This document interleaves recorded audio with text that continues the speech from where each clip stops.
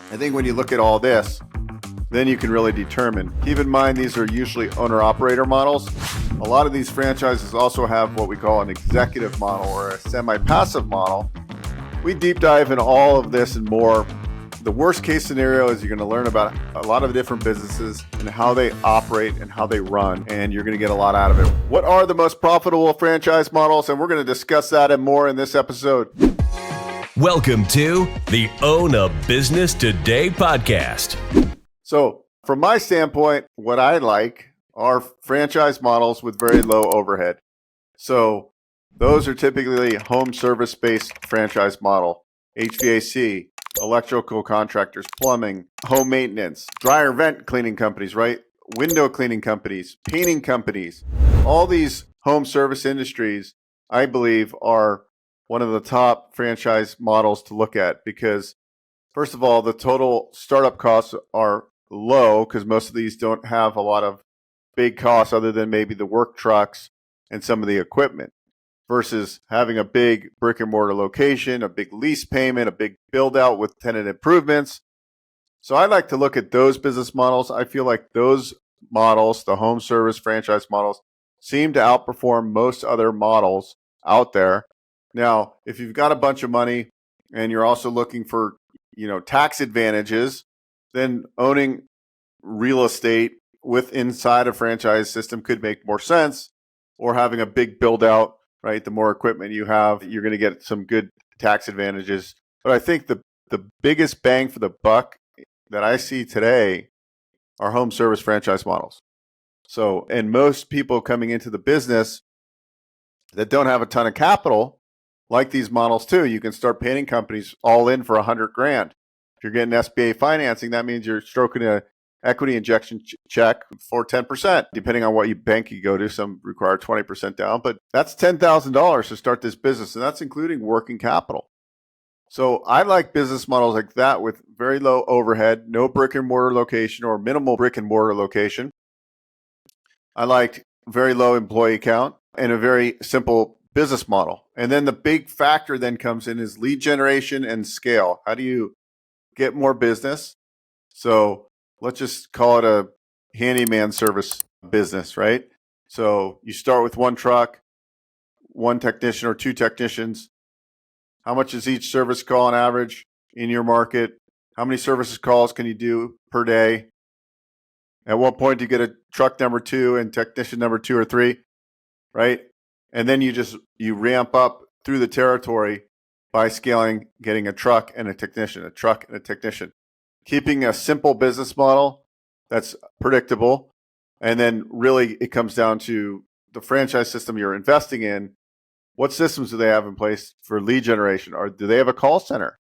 Are they doing your SEO and your lead gen? Or are they helping with that? What do you have to do as a franchisee? I think when you look at all this, then you can really determine, because I always look at like, okay, if I'm putting 20 grand in this business and I never have to put more cash into this business other than from cash flow or for expansion, then that's pretty good, right? So a lot of these service-based businesses, you can get in all in for less than 250. Most of them are under 2. Now, keep in mind, these are usually owner-operator models. A lot of these franchises also have what we call an executive model or a semi-passive model. And if you're doing a semi-passive model, that means from the on-site, you're going to hire a general manager, right? So you're going to have added costs. So that initial 150,000 investment range, 120 to 150, is now going to be 220 because you're hiring a GM from the start to run the business. And that's more of a semi-passive executive model. We deep dive in all of this and more.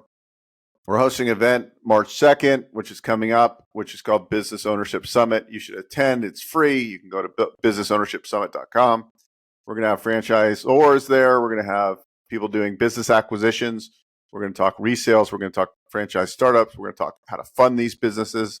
Look, I don't think there's a better opportunity out there right now to create cash flow is to own operating businesses and to figure out how you can become more passive in that business. Maybe you work the first year or two in the business as the operator, as a general manager, and then you replace yourself with a general manager and then you scale locations. So there's a lot of opportunity. And I come from a real estate investing background.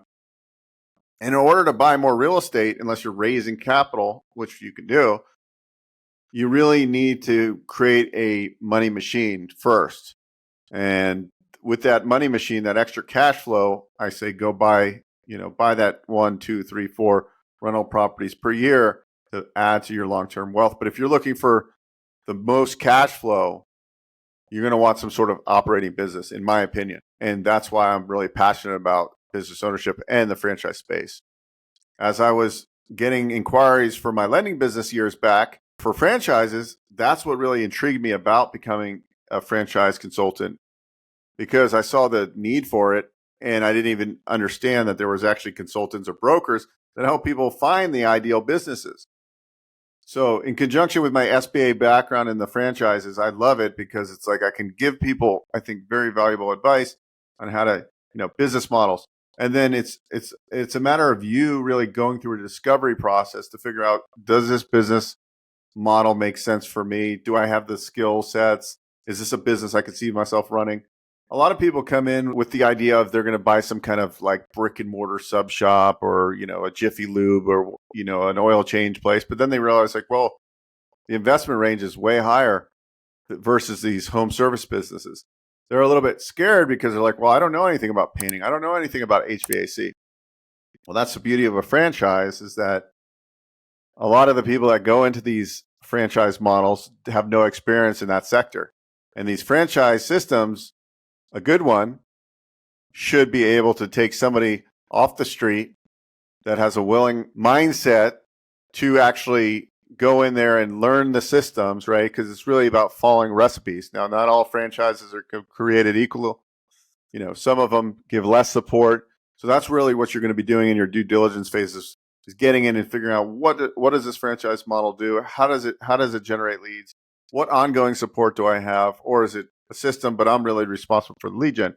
If you're not strong in business development and marketing and sales, you probably don't want to find a franchise concept that's not going to support you from a marketing standpoint.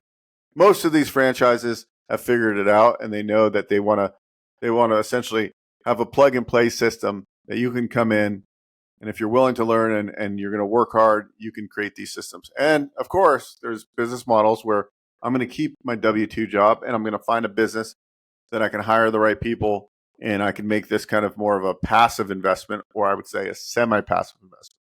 There's a few brands, a few franchises that actually have passive models. But remember, you're going to make less returns on a passive model because you have a manager that's managing the employees and the staff and the operations. But the franchise systems sometimes do all of that for you, right? And they have to make a margin on that to make it worth everybody's time. But there are passive investment opportunities within the franchise world. Or we see people partnering. An operator partners with a money partner, right? The operator runs the business, the money partner puts up the money. There's lots of ways to go. It's a multi-billion dollar industry. Franchise systems employ tons and tons of people and brings in billions of dollars into the GDP. When I didn't know much about the franchise industry, I just thought about brick and mortar, the gas stations, the restaurants. But when I got really into it, I learned about all these franchise systems that you don't see or you don't realize are franchise systems. These plumbing companies, HVAC companies. That's pretty amazing to me, just to see how the business can grow and flourish. And so if you're an aspiring entrepreneur and trying to figure out what business models might make the most sense for you, and maybe you're thinking about a business acquisition, I have these conversations all the time. I tell the people the same thing. I say, look, keep looking for a business acquisition, but look at some franchises. At the worst case scenario is you're going to learn about a lot of different businesses and how they operate and how they run, and you're going to get a lot out of it, whether you invest in this franchise or you don't.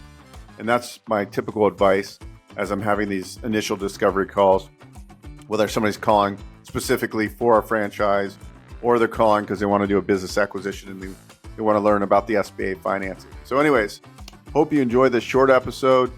So to answer your question, I'm not going to be specific on what exact franchise model is the most profitable, but I would say if you're interested, I have a proven method to help you explore and figure this out. What would be the best franchise model for you? And I think that is the most important thing. So we'll see you on the next episode. Thanks for watching. Hey guys, Beau Eckstein here, and I want to invite you to schedule a discovery call with me. If you're looking for a business opportunity, a franchise, business acquisition, want to learn how the financing works, maybe how the process would work to find the right business for you, I suggest you book a call. You can go to bookwithbeau.com and schedule a call with me, and we can take it from there. I help a lot of people figure out what businesses to buy, how to finance the businesses, and I can really provide a lot of information. I love helping people become entrepreneurs or entrepreneurs. I love helping them grow and scale their businesses through financing, through acquisition of additional businesses. So anyways, look forward to connecting with you and see you soon.